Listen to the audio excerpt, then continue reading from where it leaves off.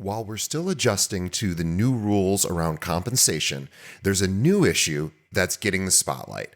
N.A.R.'s Clear Cooperation policy. Now, this is the hottest and most controversial topic of the moment in real estate. We're going to do a deep dive into Clear Cooperation and discuss whether it's good for agents, good for the public, and also the industry at large. Stay tuned.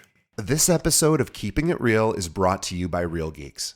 How many homes are you going to sell this year? Do you have the right tools? Is your website turning soft leads into interested buyers? Are you spending money on leads that aren't converting? Well, Real Geeks is your solution. Find out why agents across the country choose Real Geeks as their technology partner.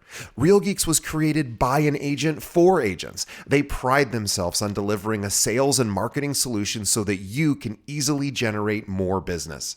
Their agent websites are fast and built for lead conversion with a smooth search experience for your visitors. Real Geeks also includes an easy-to-use agent CRM. So once a lead signs up on your website, you can track their interest and have great follow-up conversations.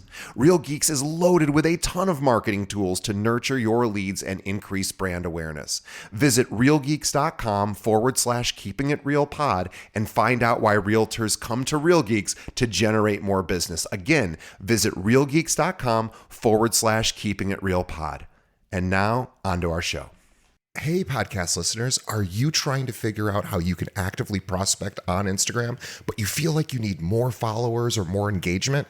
Well, Michelle Berman-Michael, who I've interviewed on this show, has created a program that will teach you 3 secret Instagram strategies. First, how to create killer content so you can get more views without needing a videographer. Second, how to effortlessly prospect using Instagram by spending minutes, not hours. And third, how to get more engagement than ever before without needing to post every day.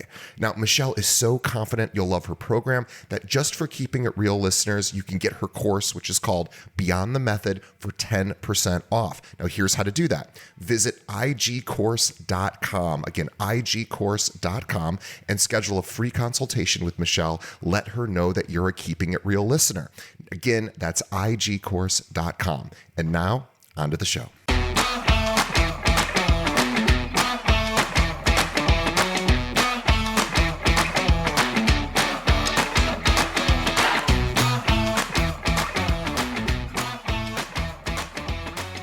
Welcome to Keeping It Real, the largest podcast made by real estate agents and for real estate agents. My name is DJ Paris. I am your guide and host through the show. Today is our monthly series called Unpopular Real Estate Opinions with Chris Linsell. Now, Chris Linsell is a real estate technology analyst. He's also the director of content at large at Luxury Presence. Now, he specializes in new solutions to old questions, constantly exploring the cutting edge of technology in the real estate space. Now, Chris has many, many years of experience as a licensed realtor in the state of Michigan. He's also worked as a marketer, a digital strategist, and a trainer for major national brands like Berkshire Hathaway Home Services of Michigan and Coldwell Banker Schmidt Realtors. Chris is the director of content with Luxury Presence. He's an accomplished musician, actor, and speaker, and Chris has engaged with audiences and sizes ranging from 30 to 3,000. He will also be appearing at the N.A.R conference this fall, along with many other conferences. Chris, welcome to the show. DJ, great to see you. Thanks for having me back. Great. What are we talking about this week? Oh, man, what are we talking about? I mean, we could talk about a number of different things, but the biggest, most important, most impactful topic that is making the rounds through real estate circles right now is clear cooperation. Clear cooperation is the topic that we need to discuss. And I suspect a lot of agents, this might be a topic that slid a little bit under the radar with the N.A.R compensation settlement, the lawsuit that really got most of the press. But this was actually a rule that N.A.R adopted in 2019. I suspect a lot of our audience probably has never heard of clear cooperation or really fully understand it. So maybe we should first define what this rule is and who it benefits. You betcha. Now, I want to be the first to say, you might not know the name Clear Cooperation, but if you have been operating in the real estate space in the last 5 years, you know what this is because somebody has mentioned this rule to you, even if they haven't done so by name. Right. So here's what clear cooperation is in a nutshell. There's a number of different bullet points here, but I'm going to distill it down chat GPT style to just do a couple of sentences for everybody. Okay. Clear cooperation is the requirement that real estate professionals list a property on the MLS within 24 hours of the commencement of marketing of this property. So if you start marketing a property anywhere, whether it's on Facebook, whether it's on your website, whether it is a sign in the ground in front of the property, it has to be in the MLS within 24 hours of that marketing commencing. And this is again, there are some nuances to it, but in a nutshell, this is what this is all about. And if you didn't know this policy by name, you have heard this requirement from your managing broker. You've heard it from your team leaders. It's got to get in the MLS within 24 hours of getting the sign in the ground. This is the policy that caused all the kerfluffle around coming soon posts Hmm. on social media. You remember, like 5 years ago, this was a really big deal. Are coming soons legal? Can we do coming soons? Is this something that's fair? Clear cooperation is what happened following a couple of different things, including all the controversy around coming soon. So I guess we should talk about currently who's on. Well, we'll talk about the pros and cons. Mhm. So, what are the pros of this particular this? Well, first of all, we should mention this is only, I believe, enforced for brokerages and agents at the brokerage who are members of NAR. Right? If you're not a member of NAR, I suspect this wouldn't apply, but I would think 99% of our listeners are probably members of NAR. So, at present, this applies to almost everyone we're probably reaching. Yeah, it's important to note, this is not a law in the United States Right. or anywhere. This is not a regulation from any state government. This is a rule, a policy from the National Association of Realtors. So um, when it comes to enforcement here, there ain't no police officers knocking on your office door saying, "Hey, I noticed there was a sign in the yard of 123 Main Street 2 days ago, and I don't see it on the local MLS. What's the deal?" That's not happening. This is a policy from the National Association of Realtors. But the reason why this is such an impactful policy is the National Association of Realtors is the owner of or owns a partially controlling stake in 9 out of every 10 MLSs across the country. So, the policy is one that is set by this professional organization, but is often enforced by the mechanism that most real estate professionals use to execute their business. So there is a lot of interplay, many, many layers here um, into how this policy is enforced and by whom, and it's a little complicated sometimes. So let's discuss the pros from the perspective of the National Association of Realtors. Of course, we are not speaking for NAR, but we are sort of understanding maybe why they've adopted this back in 2019. Hmm. The first reason, which probably is the most obvious reason that certainly occurred to me, was this.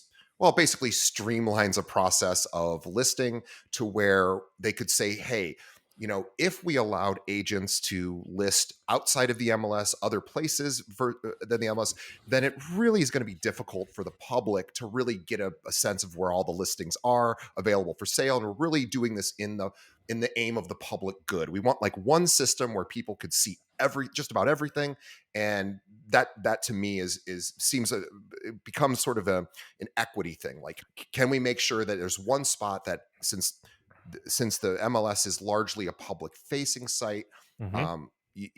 we have one spot where people can go and really see just about everything." That's correct. I think I'll add a couple of layers of complexity to that diagnosis as well. There is a a kind of a perspective here that if we don't have a centralized location where all available properties can be accessed or dispersed from, um, then we develop systems that are not equitable to professionals and not equitable to consumers. So, for instance, think about a market, like a hypothetical market.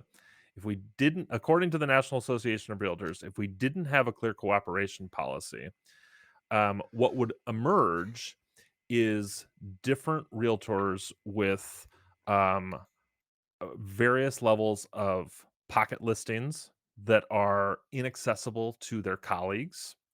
You would have an inconsistent amount of time in a coming soon status, such that markets become unpredictable. You could have somebody who lists a coming soon a month before a property goes live, and it creates an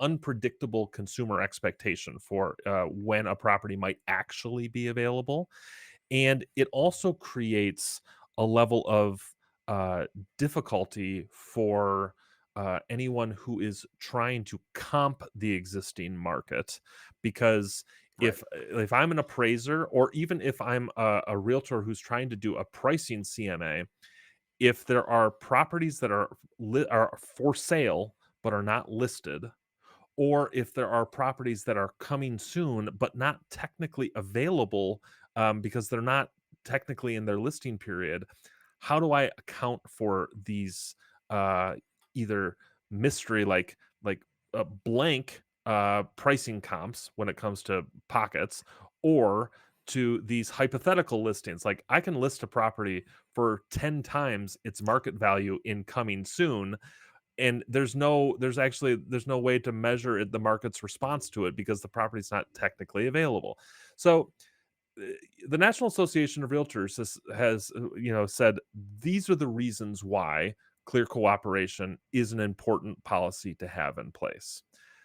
Whether or not that is actually the reason the National Association of Realtors put this in place is another question. I Do you wanna get into that? I mean, I don't wanna get into a road of hearsay, but there is another side to that story too.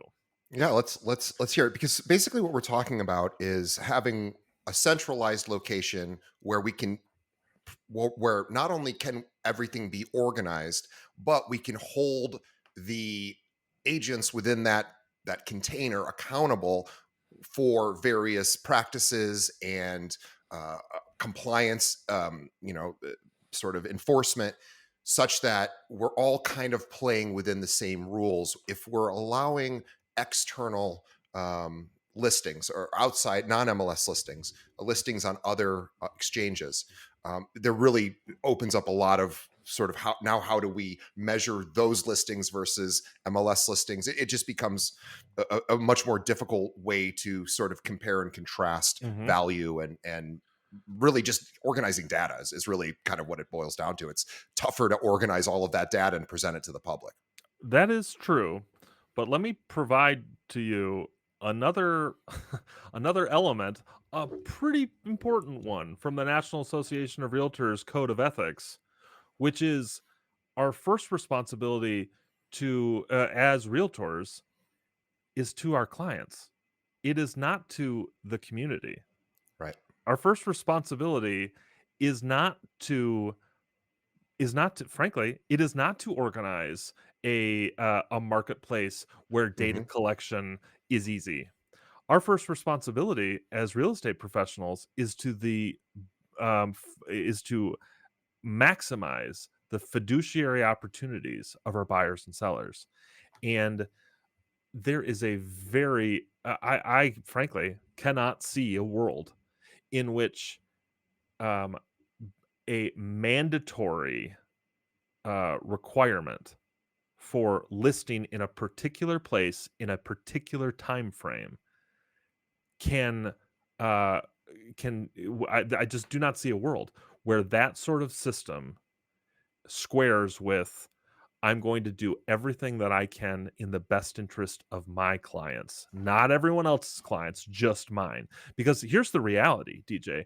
The best interests of my client might be to keep this listing a private listing, that I only advertise in my local circles because they don't want it exposed to the other to the rest of the MLS. Sure. For one reason, Celebrities, athletes, people who are in the public sphere likely don't want looky loos coming in just yep. because they know they live there. There's a that's a great example, but honestly, and I'm not I'm not calling you out on this, but frankly, like, that particular example, I think, is tired to me. Right. O only be It's an extreme example it's that only applies it's rarely. like, 1/10 of Yeah. 1/10 of 1% Yeah.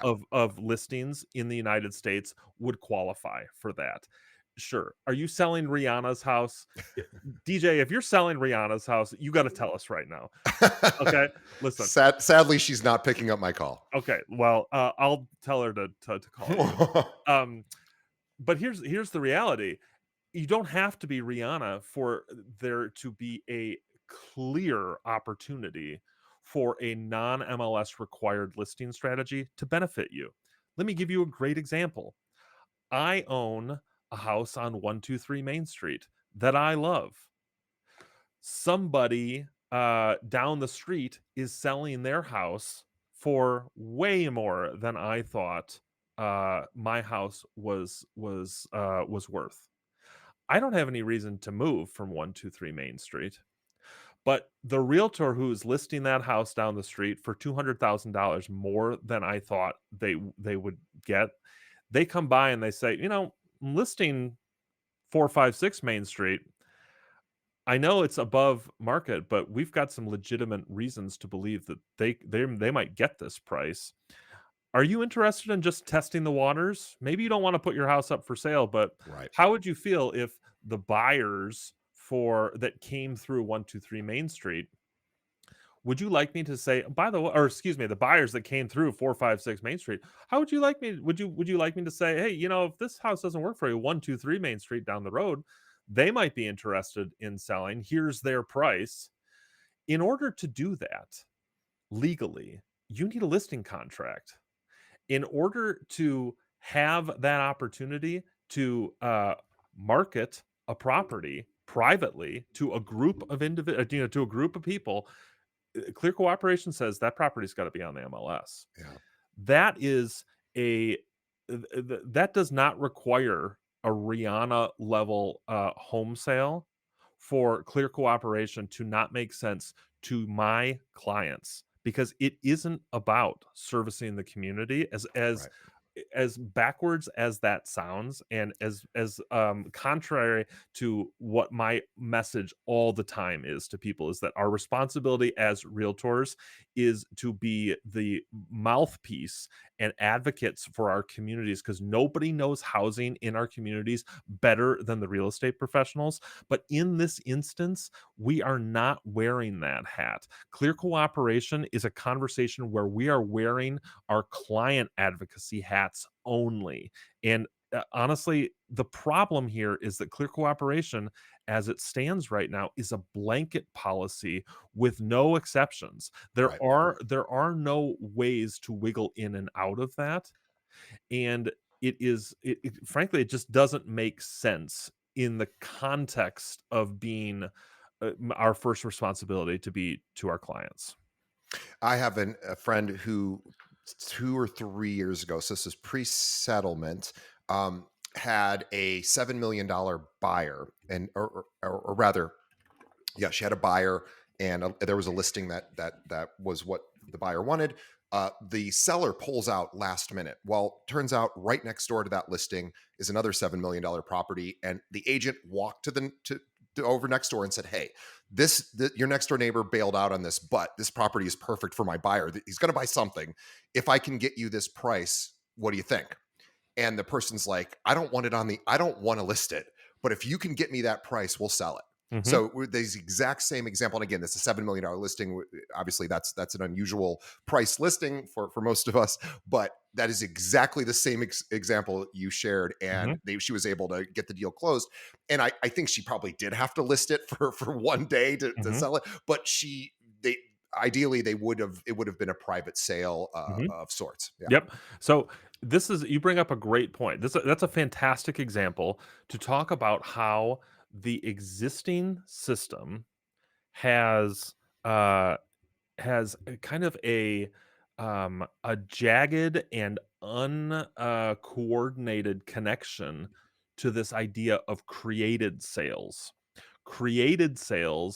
and off market sales. These are Venn diagrams with a ton of overlap.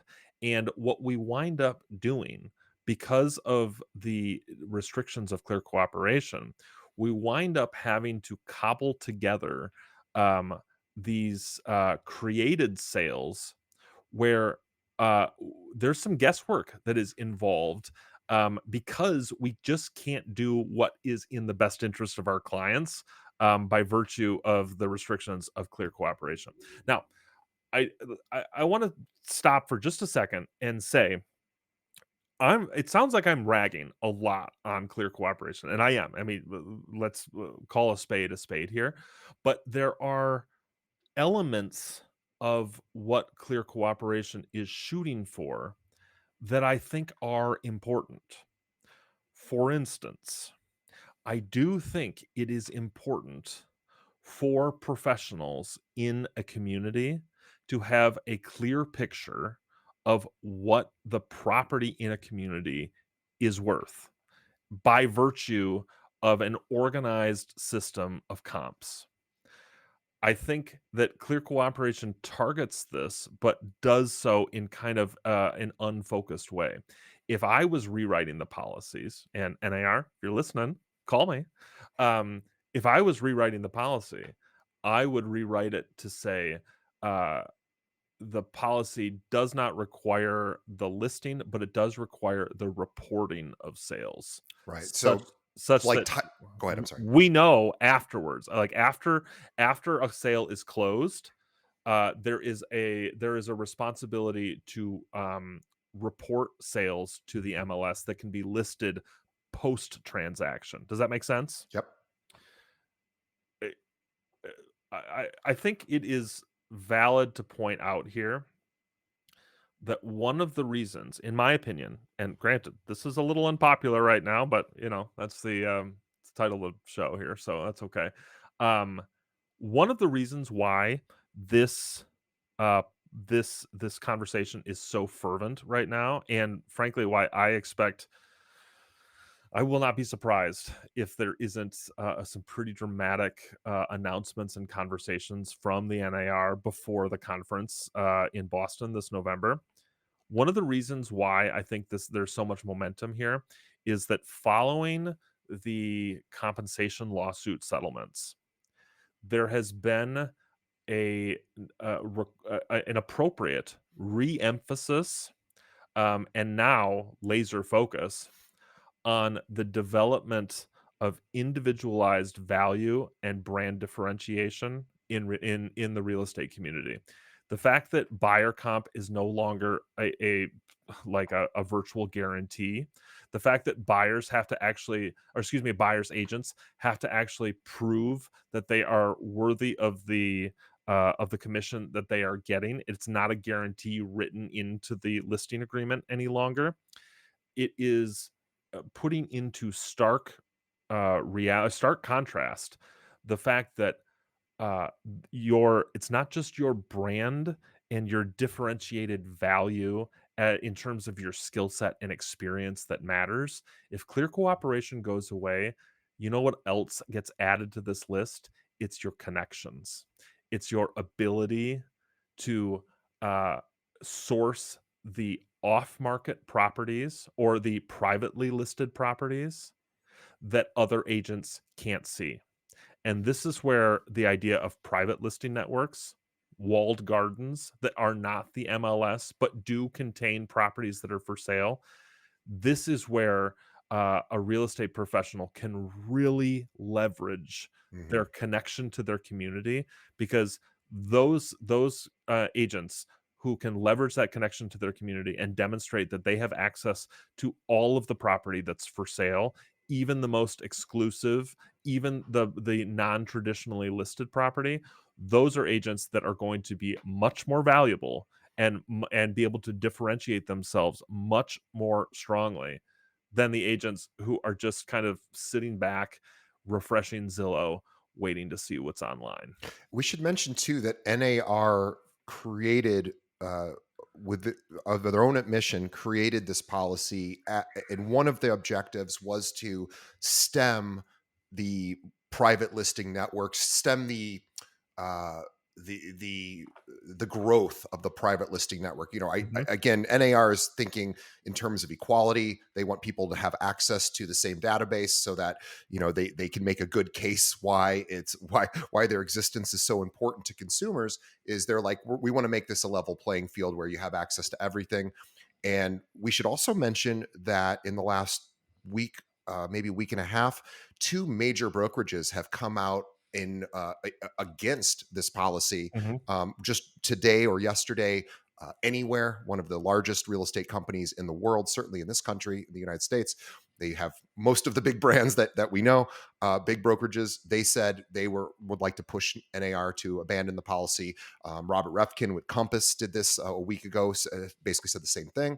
mhm, And that's just the first two brokerages to sort of sound off on it. Because in their perspective, I believe, is we don't NAR, we don't need you to tell us where these listings need to be marketed. We are fiduciaries. We are going to operate in our client's best interest. mhm. And maybe that's the MLS, maybe it isn't, but we need to be able to make that choice for our agents, or Yeah, for our clients. like, let's be clear, I have a feeling there are some folks, even if you work for an Anywhere brand, you don't know that Anywhere is the brand that represents Coldwell Banker, Century 21, ERA, Better Homes and Gardens. Better Homes and Yeah. Gardens, Sotheby's, Corcoran. I mean, Yeah. these are all these are the major brands, the major franchise brands in the United States. Um, and honestly, there is an interesting set of motivations here. But I do want to come back to an interesting point that I kind of made offhandedly earlier. it- there are some real estate brands that are pushing against this. Um, Glenn Kelman of Redfin is pushing against this. There's a handful of places, but you know who's really pushing against this is Zillow, and the major reason why is, and again, Zillow, if you're listening, call me. I got some great advice for you here. Um, the major reason Zillow is pushing hard against this is that their business is built on the idea that they're going to get all the listings by virtue. Oops, I'm knocking stuff over on my desk. I'm so excited about this. Zillow's business is built on the fact that they have unfettered access to all of the properties that are getting listed for sale by virtue of their relationships with these MLSs. I mean, think about all of the ways that Zillow gets data. It is all of these IDX relationships with brokerages. If if Clear Cooperation went away, or excuse me, not with brokerages, with MLSs, if Clear Cooperation went away, and um, let's just be conservative here. Let's say 5% of listings left the MLSs, were never listed on the MLSs. It doesn't seem like very much, but I want you to think about for a moment the amount of traffic that Zillow drives annually. Even it's an extraordinary number. There is a not insignificant percentage of that traffic that is driven by consumers who actually don't have any purpose. They're not looking to actually buy. They're looking to use that portal to essentially uh, h- house surf. They're looking for the most outrageous and beautiful listings because they just like looking at houses, the biggest, the most expensive, the craziest. They want to see the most exclusive listings in their communities or in communities they don't live in, those are going to be the first listings that will leave Zillow. It's the most expensive house in your community is the most likely one to take advantage of an exclusive private listing network or not be listed on the MLS at all. That is going to have a measurable effect on the traffic of Zillow. And if agents start to find success listing properties other than the on places other than the MLS, there will be a snowball that will start rolling away from Zillow in terms of the amount of properties that are on that site. It right now is like a de facto national MLS. Right. That won't be the case. We are going to move to a place where instead of having one national MLS by virtue of Zillow, we are going to have 100 small walled gardens across the United States that are these private listing networks that are specific to property type, to buyer type, that are specific to seller scenarios, like kind of the name your price, like sellers who are like, make me sell kind of thing. Like if I can get the right price, I'll sell, but otherwise I'm not listing. Or sellers that are saying, uh, I'm interested in selling my home, but I don't want to expose it to the full market. I don't want everybody seeing in my living room, that sort of thing. That happens, uh, Zillow is going to have to pivot.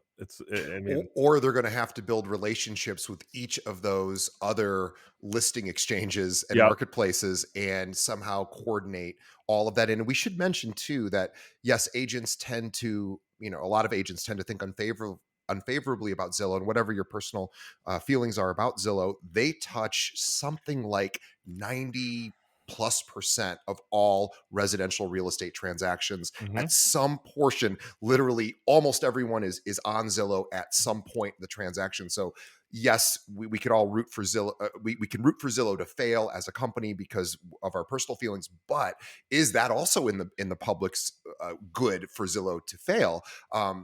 I don't know, because yeah, if it's touching, we really now are back to sort of what's in the best interest of the public. Is it better to have 10 grocery stores in town that all have some of the same stuff but have unique items in each grocery store? mhm. Or is it better to have one grocery store? Well, that's a debatable topic, right? It's a great question. I will say this. I'm going to make a prediction. It's probably unpopular with some folks, but if it comes down to a clear cooperation policy disappearing, and in order for Zillow to continue to be effective, they have to make relationships with these individual private listing networks. If that is what is required, it's not going to happen because Zillow's relationships were not built with agents. They were built with the MLSs. Zillow, I mean, and who owns 90% of the MLSs? It's the National Association of Realtors. Zillow is a partner with the NAR, that not with the individual members. The individual members didn't sign up for that partnership, and we have if this all comes to pass, we have a rare instance where we can literally get a do-over here. Agents can say, knowing what I know now about how my relationship has been with this platform in the last 15 years, will I willingly re-enter into this relationship with them? I gotta say, I don't think that they will say yes. I don't believe that agents will sign up for that again. What do you think, if you could wave a magic wand and Mhm. create a policy or a non-policy around clear cooperation, what do you think would be in the best and highest good of everyone? If I was setting the policy, clear cooperation as a rule would go away. There would be no requirement to market properties actively on the MLS. There would be a requirement to report sales to the MLS. And in instances where uh, sellers don't want to list on the MLS for privacy concerns, there would be a box for anonymizing listings, such that we have the data without the address, if that makes sense. Like, Mhm. we have the listing data, but I can't tie it back to a particular transaction. The other thing I would say, if I was waving a magic wand and resetting policy, I would first of all, I wouldn't set policy with a trade group. I would uh, m- I would create uh, probably regulation in the United States that says, here are the ground rules for listing property, and tie it to fair housing. Like, we already have these principles in place, these foundations of discrimination in place. You may advertise your property as long as you don't violate the laws of the United States. We already do this when it comes to rental properties. um, Rental properties can be advertised in 100 different ways. They are not required to be on the MLS. We just can't advertise them in ways that break fair housing rules. It makes perfect sense that that's the direction we would go with sales too. Well, I'm very interested to see what will happen. Again, this really speaks a lot to brokerages continuing their NAR memberships, the MLS, and their relationship to National Association, and just again, what's always in the best public interest and the best fiduciary interest of the customer. And it is a really thorny issue because there isn't a clear and obvious solution to this that is clean. um, but there's certainly more conversations to have. I would love to. We rarely ask for feedback, but I would love to know what our audience thinks would be in their client's best interest. Would you prefer to have a decentralized, essentially MLS, where people could post on different exchanges and you would just have to be aware of those different exchanges and maybe you'd have access to some and not others? Or would you like to see everything in one location? I'd be very curious from the agent level what they think would be most effective for them. And so please let us know, Chris. If I would love people to really chime in on this one. Mhm. What would be the best way for somebody to give you their opinion if they had a specific thought about this? Yeah, I would too. You can do two things. One, connect with me on LinkedIn. I love conversations on LinkedIn. I post there every day. Come on over, follow me on LinkedIn, comment on a post, send me a DM. I love to hear from folks. Two, you can find me on Instagram, Coach Chris Linzell. It's pretty straightforward. That's an easy place to get a hold of me as well. And yeah, share your feedback here. This is definitely a conversation that is going to continue to evolve. And I want to make it totally clear. I think that the MLS is in itself a good thing. I don't think a requirement from a man. Let me just say this. Like, I like the National Association of Realtors. I believe in its purpose and its value. I'm speaking at their conference in Boston. If you're listening and you're going to Boston this year for the N.A.R conference, come see me. I would love to hear what you have to say. I also think that there is a inherent conflict of interest for a trade group that owns a portal to require people to use that portal with it, and then also be able to say, out one side of their mouth require them to use the portal, and out of the other side of their mouth say, well, we are here to represent your best interests, even if your best interests are to not post on the MLS. It just is. There's cognitive dissonance that needs to be resolved by the removal of a requirement here. Yeah. So whether you believe what I say, whether you think I'm full of it, I would love to hear from you. Find me on Instagram, find me on LinkedIn, or just message DJ personally, and he can relay it to me. I can relay it. And also, to sound off to your local association. Let them, they work, well, they don't work for you necessarily, but they are there to represent you. So please let them know your thoughts because NAR does listen to the local associations. NAR is here in Chicago where I'm located. And I can tell you for sure that their ears are open to what local associations are wanting and needing. Also, from a broker's level, let the leaders in your community know what you would prefer. Chris, great chatting with you again. For everything, Chris, to learn his speaking schedule, to also follow him on social media and just reach out to him in particular. Maybe you want to schedule, maybe you'd like to hire him for a speaking engagement. He speaks all over the country, all throughout the year, different topics. He is a featured NAR speaker and is usually an audience favorite. He gets some of the highest satisfaction scores from attendees because he is so engaging and obviously great on our show as well. chrislinsell.com is where you go to find him. You can follow him on social, of course, there. And Chris, on behalf of everyone, thank you again for your insight. We really appreciate you helping us make sense of the Clear Cooperation policy. And also, we want to thank our audience on behalf of Chris and myself to making it to the end of the episode. Please tell a friend, leave us a review, let us know what you think of the show, and tell us what you think should happen with this Clear Cooperation policy. We will see everybody on the next episode. Chris, thank you so much. DJ, see you next time.